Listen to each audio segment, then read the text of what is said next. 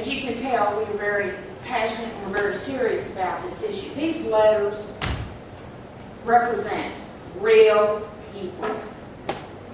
These letters may not represent every grassroots constitutional conservative in the state of Texas, but it is certainly representative.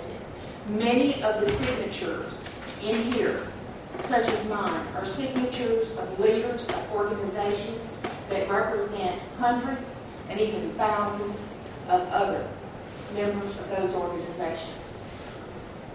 We're here to help Governor Perry out. We're here to help Governor Perry clarify for the United States of America what his position is on illegal immigration.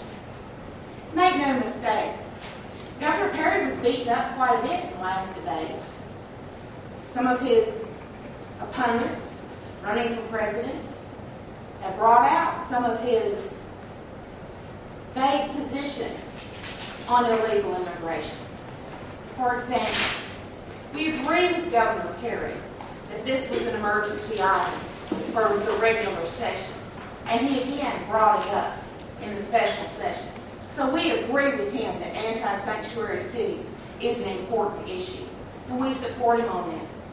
However, as some of his opponents raised the issue during the last presidential debate, he has a bit of a problem with his support for in-state tuition for children of illegals and taxpayer support for those children.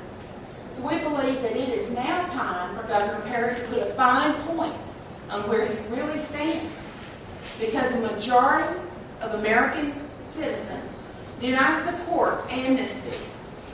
Governor Perry needs to clarify his position on illegal immigration, and he needs to come back to Texas and to finish the people's unfinished business.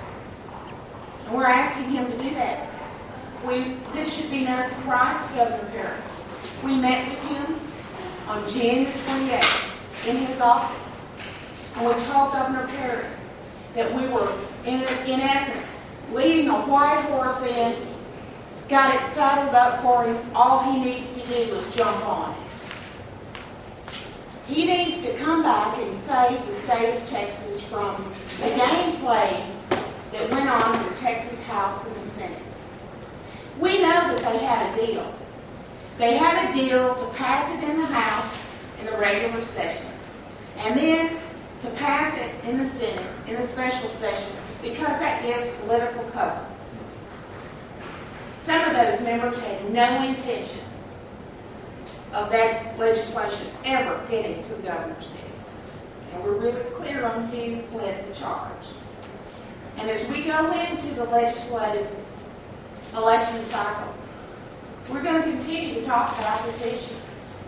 So the ball is in Governor Perry's court. He needs to make a decision. He's running out of time. And not only do Texans need to know where he stands on this, the American people need to know where Governor Rick Perry stands on the issue of illegal immigration. Yes, this country cares about jobs. We certainly do. We do. We care about jobs. We care about taxpayer-supported services going to American citizens and to legal residents.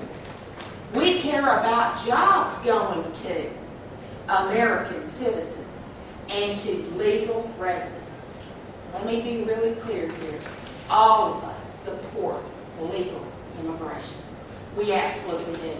Some of my best friends in the movement come from families who fled communist countries, countries that did not offer the hope and the dreams that the United States of America does.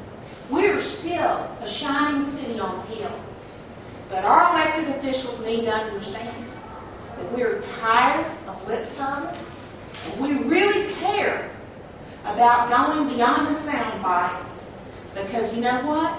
We're fed up. We're fed up too, Governor Perry, and we're ready for you to take care of this issue. Now let me lay out the issues with anti-sanctuary cities. Sanctuary sanctuary cities are a national security risk. They are. Because not only people coming here to do the work that American citizens want to do, there was in a national news report a couple of weeks ago about Chinese nationals that were leaving China to come to the United States. It doesn't take a rocket scientist to figure out that if you want to hide, go under the radar, where will you go? You will go where you know you have the least chance of being discovered. That would be in a sanctuary city. Texans have had enough of it. Governor Perry needs to take care of the issue. If it was an emergency item in January, if it was an emergency item in May for the special session, my friends, it's an emergency item today. And it will remain so until Governor Perry takes care of it. The other issue with the anti-sanctuary cities is this. It allows Mexico and other nations to capitalize on our lack of enforcement of the rule of law. They exploit our lack of attention in this area. That is wrong for American citizens and legal residents. Anti-sanctuary cities feeds into the whole issue of the burgeoning, exploding social safety net. I will tell you that when the legislature comes back into session in 2013, this group of people here before you today understand that, yeah, they did spend all the money. Rainy day fund is spent. We understand that because, one, they used accounting gimmicks and deferrals on education, and they have underfunded Medicaid caseload growth to the tune of about $4.8 billion.